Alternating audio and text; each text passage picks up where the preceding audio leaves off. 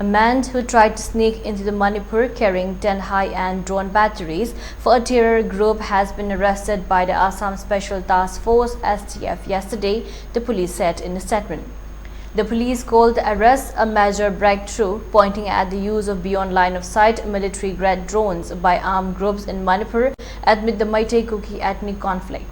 STF operatives intercepted Kaigolan Kipgen, 27 years, at a toll gate in Sonapur on National Highway number 27, some 20 km from Guwahati, the police said.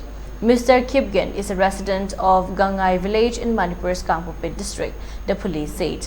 2 minors were in the vehicle with Mr. Kipgen, the police said. The intelligence suggested that the Manipur-based band organization was attempting to procure equipment potentially for sabotage activities, the police said in the statement.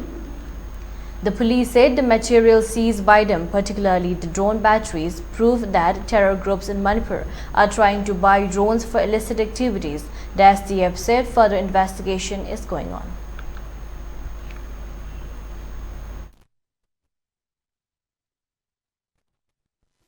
A central intelligence agency recently tipped us off that a Manipur-based terrorist gang is likely to make an attempt to procure equipments that may be used for sabotage activities. So we geared up our intelligence, and this morning a team of Special Task Force of Assam Police intercepted a Manipur-bound vehicle at a place called Sonapur in the outskirts of Guwahati city. We apprehended a youth from Manipur, and we found some equipments, especially 10 batteries, 10 numbers of batteries which are used for drones. We have detained him, we have seized the equipments, and it appears that a terrorist gang from Manipur is trying to procure drone and other equipments.